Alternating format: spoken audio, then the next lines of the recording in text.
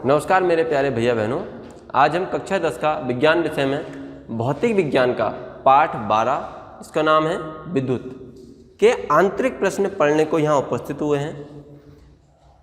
इस चैप्टर की मैं आपको 4 वीडियो पहले दे चुका हूँ, क्योंकि लंबा चैप्टर था तो उसको भागों में डिवाइड कर लिया। और वैसे भी हमारे फिजिक्स में सिर्फ 6 चैप्टर हैं, तो हमारे 4 हो चुके हैं, 2 और बचे हैं।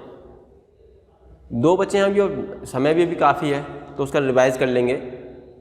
हाफली से पहले में भी मुझे लगता है फिजिक्स का सिलेबस कंप्लीट हो जाएगा और हाफली के बाद मैं उसको रिवाइज करा दूंगा। इसलिए आज हम इस चैप्टर को अभी 2 वीडियो बनाऊंगा, एक में तो इंटरनल कराऊंगा, एक में एक्सटर्नल कराऊंगा। आज मैं आंतरिक प्रश्न कराऊंगा, जिसमें कुछ थ्योरेटिकल हैं उनको मैं सिर्फ बता दूंगा, जो मैंने पीछे PDF में करा रखे हैं, और जो न्यूमेरिकल पोर्शन है उसको मैं कराऊंगा। जो इजीली हैं उनको आप सॉल्व कर लेंगे, मैं सिर्फ समझा दूंगा। जो हार्ड हैं, जो आप नहीं कर सकते, उनको मैं भी कराऊंगा।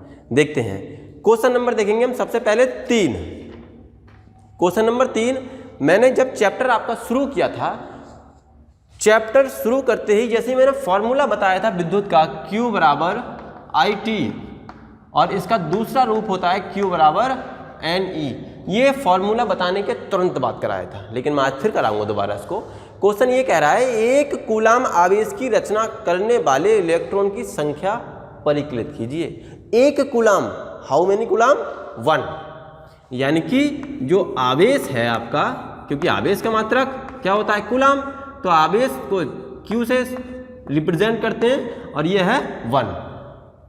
दूसरी बात उसने कही, रचना करने वाले, मतलब एक कूलाम आवेश की रचना करने वाले इलेक्ट्रॉन की संख्या बताइए। यानी कि आपको नंबर ऑफ इलेक्ट्रॉन निकालने हैं, इलेक्ट्रॉन की संख्या, इलेक्ट्रॉन की संख्या। इसको हम n से रिप्रेजेंट करते हैं, ये आपको फाइंड आउट करना है। अब दुनिया में ऐसा कोई फॉर्मूला नहीं बना जिसमें आपको एक वैल्यू पता हो और एक निकाल लो। कम से कम 2 वैल्यू तो हमारे लिए पता रहनी चाहिए। तो 2 वैल्यू पता रहने के लिए हमारे लिए क्या है कि प्रेजेंस ऑफ माइंड, यहाँ क्वेश्चन में सोचेंगे हम कि ऐसा क्या पता हो। तो हमारा फॉर्मूला ये वाला पुट होगा। अगर मान लीजिए धारा निकालनी होती है, आपको करंट निकालना होता तो ये लगाते, तो उसमें आपके लिए टाइम दे रखा होता और आवेश दे रखा होता, और यहाँ आपके लिए आवेश दे रखा है n निकालना है। तो ये जो E है, चार्ज ऑफ इलेक्ट्रॉन, E की जो वैल्यू रहती है, इलेक्ट्रॉन का जो आवेश रहता है, इलेक्ट्रॉन का आवेश निश्चित है बेटे। ये वैसे तो ऋणात्मक रहता है, माइनस का 1.6 × 10⁻⁻90, लेकिन हम यहाँ ऋणात्मक इसको लिखते नहीं, लिखेंगे नहीं। 1.6 × 10⁻⁻19 ये E की वैल्यू है। इसको हम आवेश को E से रिप्रेजेंट करते हैं। अब ये सारी की वैल्यू उस फॉर्मूले में पुट कर दो, फ्रॉम फॉर्मूला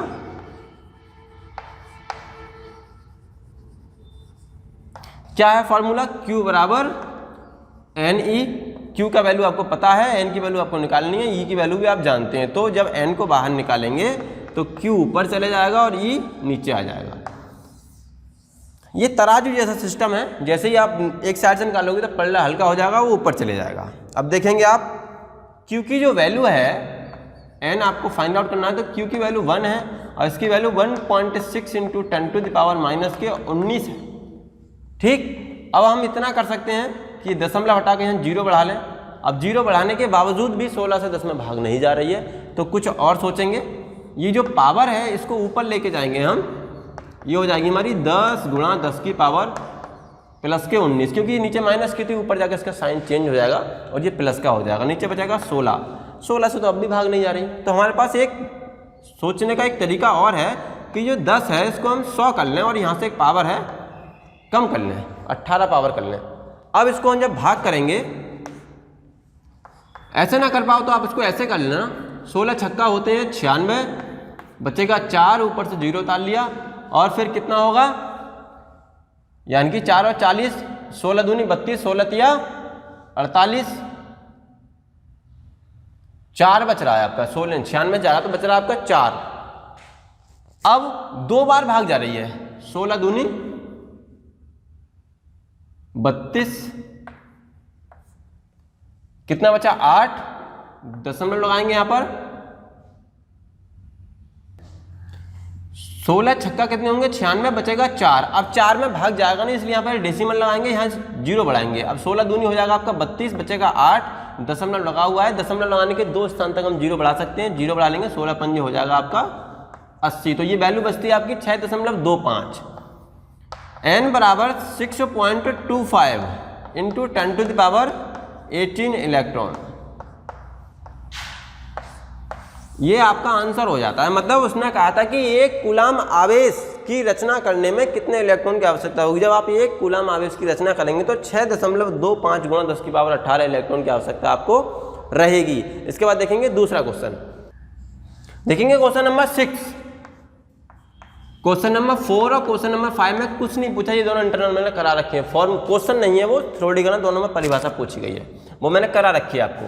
अब क्वेश्चन नंबर 6 न्यूमेरिकल पोर्शन है आपका। ये क्वेश्चन नंबर 6 आपका कहता है 6 वोल्ट बैटरी से गुजरने वाले 6 वोल्ट बैटरी से गुजरने वाले हर एक कूलाम आवेश को कितनी ऊर्जा दी जाती है। मतलब जो विभवांतर दे रखा है बेटे आपका, विभवांतर को रिप्रेजेंट बी से करते हैं और ये 6 वोल्ट दे रखा है। कितने दे रखा है? 6 वोल्ट। अब आपके लिए ऊर्जा निकालनी है, मतलब गुजरने वाले हर एक कूलाम आवेश को, हर एक कूलाम आवेश को, हर एक, कितने बोल रहा है? हर एक। तो यानी कि जो आवेश दे रखा है Q, वो दे रखा है 1 कूलाम आवेश को कितनी ऊर्जा देनी पड़ेगी। तो देखो जो ऊर्जा होती है आपकी, ऊर्जा और कार्य, ये दोनों भाई बहन हैं। इनको W से रिप्रेजेंट कर लें आप, ये U से रिप्रेजेंट कर लें, E से रिप्रेजेंट कर लें, बात एक ही रहेगी। तो आप यहाँ जो फॉर्मूला यूज करेंगे वो W वाला यूज करेंगे, क्योंकि आपने विभवांतर के लिए एक फॉर्मूला पढ़ा था B बराबर W अपॉन Q, B बराबर W अपॉन Q। तो आपको निकालना क्या है इसमें? W फाइंड आउट करना है आपके लिए, ये W निकालना है ऊर्जा। तो Q की V से मल्टीप्लाई कर लेंगे आप, तो W बराबर हो जाएगा आपका जी V इंटू Q। ये क्या हो जाएगा फिर? W इक्वल 6 इंटू 1, तो W इक्वल 6 की गुणा 1 से करोगे तो उतनी वैल्यू रहेगी, 1 से गुणा करने पर कोई चेंज नहीं होता है, तो 6 जूल हो जाएगी। देखते हैं अब नेक्स्ट क्वेश्चन, देखेंगे बच्चे क्वेश्चन नंबर 12। अब मैं आपको एक बात बता दूं, क्वेश्चन नंबर जो 12 ही न्यूमेरिकल पोर्शन है, बाकी मैंने सब PDF में जो थ्योरेटिकल है सब नोट कर रखे हैं सुंदर तरीके से, स्पष्ट राइटिंग। क्वेश्चन नंबर 12 और 13 हमको दोनों करने पड़ेंगे, क्योंकि क्वेश्चन नंबर 12 में उस क्वेश्चन का बेस बताया गया है कि आपको जो परिपथ है, जो सर्किट है, उसको कैसे ड्रॉ करना है। क्वेश्चन नंबर 13 में उस सर्किट के अकॉर्डिंग ही वैल्यू पुट करके उसको फाइंड आउट करना है। तो एग्जाम में अगर पूछा जाएगा तो आपको ऐसा नहीं पूछेगा क्वेश्चन नंबर 12 के अकॉर्डिंग करो, नहीं, वहाँ तो सर्किट का भी दे रखा होगा और वैल्यू भी दे रखी होंगी, दोनों चीज़ें दे रखी होंगी, और बहुत ही अच्छा, इजीली और बहुत मोस्ट क्वेश्चन है। आप पहले क्वेश्चन नंबर 12 देखेंगे। क्वेश्चन नंबर 12 क्या कह रहा है? किसी विद्युत परिपथ का आरेख खींचिए, किसी विद्युत परिपथ का आरेख खींचिए जिसमें 2 वोल्ट के 3 सेलों की बैटरी, यानी कि बहुत सुंदर तरीके से समझ लेंगे कि यहां पर जो बैटरी दे रखी है ये 3 सेलों की बैटरी है। कितने सेलों की बैटरी है? 3। 1 2 3, ज्यादा हो गया 1। ये लो, ये जो बैटरी है ये 3 सेलों की है और प्रत्येक सेल का जो विभवांतर है वो 2 वोल्ट है। कितना है? 2 वोल्ट। तो यानी कि आप इसको लिख लेंगे 2 वोल्ट, 2 वोल्ट और 2 वोल्ट, तीनों।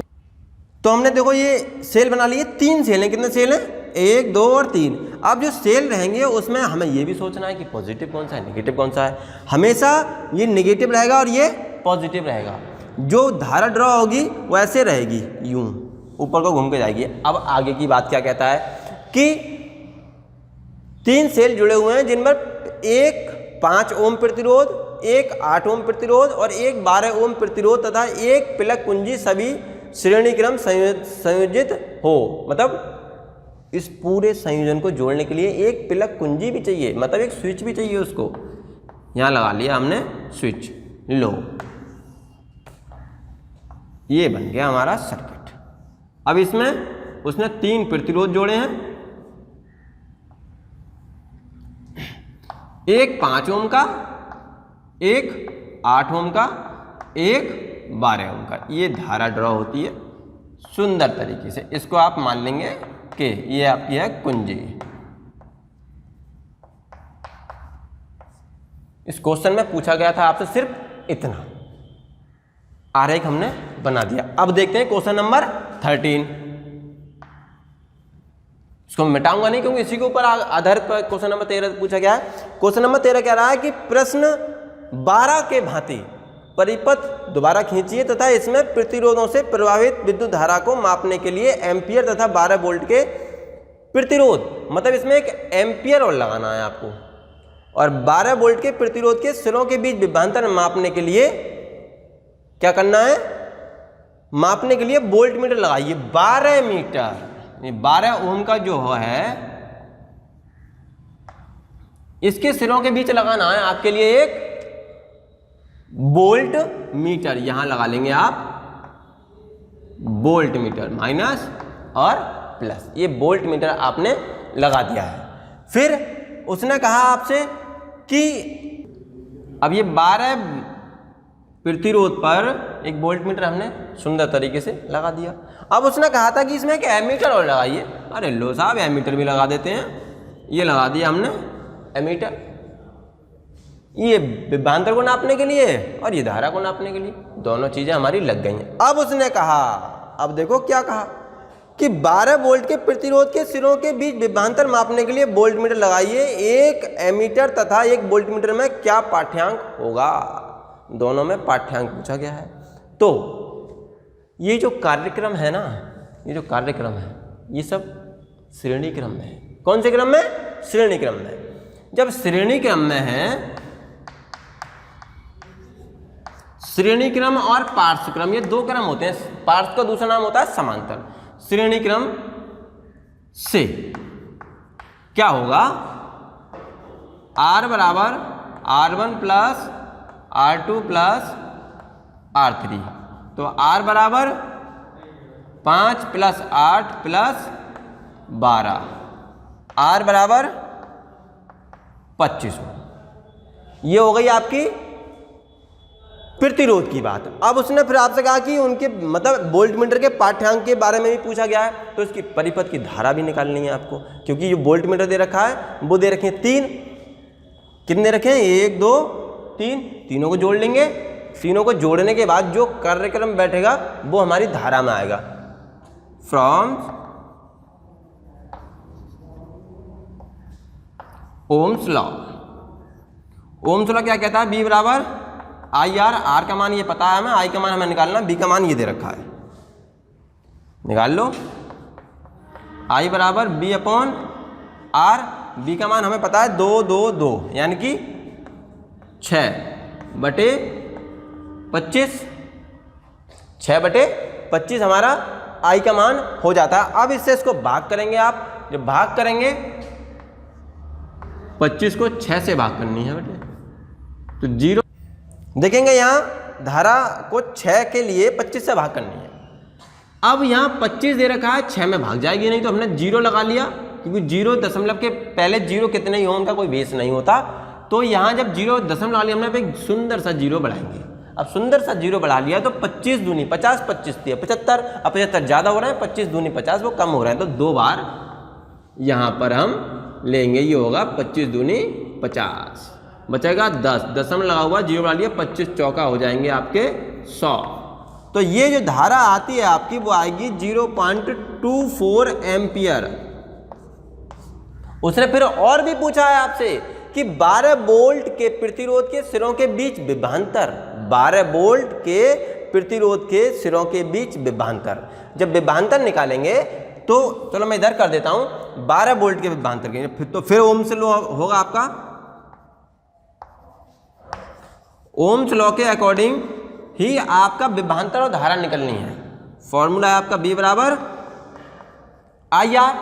अब बी बराबर आई और आर, आई का मान आपने अभी निकाला है, देखो ये, आर का मान आपका ये दे रखा है यहां से। जब आई का और आर का दोनों का मान आपने निकाल लिया, आई का मान दे रखा है आपका 0.25 और आर का मान आपका दे रखा है, देखो वो कह रहा है कि 12 वोल्ट के, कितने वोल्ट के, 12 वोल्ट के। तो देखो यहाँ 3 वोल्ट दे रखे, 3 विभवांतर दे रखे हैं, तो जो 12 वोल्ट के बीच का जो प्रतिरोध रहेगा 12 वोल्ट, यहाँ हमने 12 वोल्ट भी तो लगाया, देखो ये वोल्ट मीटर, तो यहाँ लगाएंगे आप 12 की जब 24 से गुणा करेंगे आप तो वैल्यू रहेगी 2.88 वोल्ट। ये होता है सवाल कंप्लीट। बहुत अच्छा और मोस्ट इम्पोर्टेंट सवाल है, आप इसको 1-2 बार देखें ठीक से समझाया है मैंने। इसके बाद देखेंगे अगला सवाल, देखेंगे सवाल नंबर 15। सवाल नंबर 14 जो उसको सेल्फ करना है आपको, छोटा सा सवाल है, कुछ नहीं दे रखा सवाल में, दिमाग लड़ाओगे ये समझ लीजिए सेकंडों में हो जाएगा। सवाल नंबर 15 थोड़ी सी थ्योरी बड़ी है, इसको देख के आप डरेंगे नहीं, मैं कराता हूँ। देखो क्या होता है सवाल नंबर 15 में, 100 ओम का एक विद्युत लैंप, कितने ओम का, 100 ओम का, यानी कि जो प्रतिरोध दे रखा है R1 100 ओम दे रखा है। सवाल नंबर है ये 15। दूसरा दे रखा है एक विद्युत लैंप 50 का एक विद्युत टोस्टर, यानी कि R2 जो दे रखा है वो 50 ओम का दे रखा है विद्युत टोस्टर जो दे रखा है, तथा 500 ओम का एक जल फिल्टर। R3 जो दे रखा है आपका वो 500 ओम का दे रखा है। 220 वोल्ट के विद्युत स्रोत से, 220 वोल्ट के विद्युत स्रोत से, यानी कि जो विभवांतर दे रखा है आपका V बराबर 220 वोल्ट दे रखा है। स्रोत से पार्श्व क्रम में, कौन से क्रम में, पार्श्व यानी कि समांतर क्रम में। जो पार्श्व क्रम जो नाम है ये समांतर का ही दूसरा नाम है, कंफ्यूज नहीं होना है आपको। पार्श्व क्रम समांतर का दूसरा नाम है। पार्श्व क्रम में संयोजित है उस विद्युत स्थिति का प्रतिरोध ज्ञात कीजिए जिसे यदि समान स्रोत के साथ संयोजित कर दें तो वह उतनी ही विद्युत धारा लेती है जितनी तीनों युक्तियां लेती हैं। यह भी ज्ञात कीजिए कि इस विद्युत स्थिति में कितनी धारा प्रवाहित होगी। यानी कि आपको एक तो निकालना है टोटल प्रतिरोध कुल, दूसरा निकालना है उसमें धारा। तो पहले तो निकालेंगे आप कुल प्रतिरोध, वो भी पार्श्व क्रम में, 1/R बराबर 1/R1 plus 1/R2 plus 1/R3, तीनों की वैल्यू पुट कर देंगे इधर। ये हो जाएगी 1/R बराबर 1/100 प्लस 1/50 प्लस 1/500। अब एक ऐसी संख्या लेंगे हम जिससे 50 भी कट जाए, 100 भी कट जाए और 500 भी कट जाए। इसको लेने का हम एलसीएम में निकाल सकते हैं, बहुत तरीके हैं, तीनों की मल्टीप्लाई भी कर सकते हैं और हमें टेबल याद हो तो वैसे भी ले सकते हैं। देखो 500 ले लें, 500 100 से भी कट जाएगा, 50 से भी कट जाएगा और 500 से कट जाएगा। तो ये कटेगा यहाँ 5 बार, ये कटेगा यहाँ से 10 बार और ये कटेगा यहाँ से 1 बार। 1/R बराबर 10 5 15 और 1 16 बटे 500, तो R बराबर 500 बटे 16। इसकी भाग कर लें आप, भाग करने के बाद जो वैल्यू रहती है वो 31.25 रहेगी ना, तो आप इसको यहीं भी छोड़ सकते हैं। उसके बाद इसमें दूसरी बात और पूछी गई है कि विद्युत स्थिति का जो तुल्य प्रतिरोध रहेगा वो भी इतना ही रहेगा। उसका इसमें धारा, मतलब कितनी धारा मिंसन हो रही है, कितनी धारा वेस्टेज हो रही है, धारा और निकालनी है। तो वही एक ही फॉर्मूला, ओम्स लॉ, B बराबर IR, I बराबर B/R। अब देखो I का मान आपको निकालना है, तो उसने कहा था कि आपसे 220 वोल्ट पर निकालना है। कितने वोल्ट पर, 220 वोल्ट पर। तो 220 बटे R का जो मान आया वो 500 बटे 16 आया, तो 500 बटे 16, 16 ऊपर चले जाएगा, तो I बराबर 220 गुणा 16 बटे 500। इस जीरो से जीरो कट जाएगा। 22 की जब 16 से आप मल्टीप्लाई करेंगे तो आपकी वैल्यू रहेगी, मुझे तो पता है, आप मल्टीप्लाई कर लेना, 352 बटे 50। 352 बटे 50। जब आप इसको डिवाइड करेंगे तो जो धारा रहेगी वो रहेगी 7.04 एम्पियर। इतनी धारा वेस्टेज होगी, इतनी धारा वो लेगा। इसके बाद देखते हैं आप नेक्स्ट क्वेश्चन। सवाल नंबर 17 आपको सोचने के लिए मजबूर करेगा। 6 सेंस लगाएंगे तभी कर सकते हैं, अन्यथा आप सवाल को नहीं कर सकते। सवाल ये कह रहा है कि 2 ओम, 3 ओम और 6 ओम के 3 प्रतिरोधों को किस प्रकार संयोजित किया करेंगे कि संयोजन का कुल प्रतिरोध 4 ओम और 1 ओम हो जाए। वाह, सवाल में बड़ा बहुत बढ़िया दे दिया कि किस प्रकार जोड़ें। अब ये कॉमन सेंस आपको लगाना है कि कैसे जोड़ें कि एक बार तो 4 ओम आ जाए और एक बार 1 ओम आ जाए, यानी कि दोनों वैल्यू आपको पहले देखना, मतलब प्रूफ करना है आपके लिए कि A जो है वो 4 ओम और B जो है वो 1 ओम हो जाए। तो क्या करें आप, 2 ओम, 3 ओम और 6 ओम को, तीनों प्रतिरोधों को किस प्रकार संयोजित करना है हमारे लिए। तो क्या करें आप, एक सर्किट को तो आप श्रेणी क्रम में और 2 सर्किट को आप समांतर क्रम में।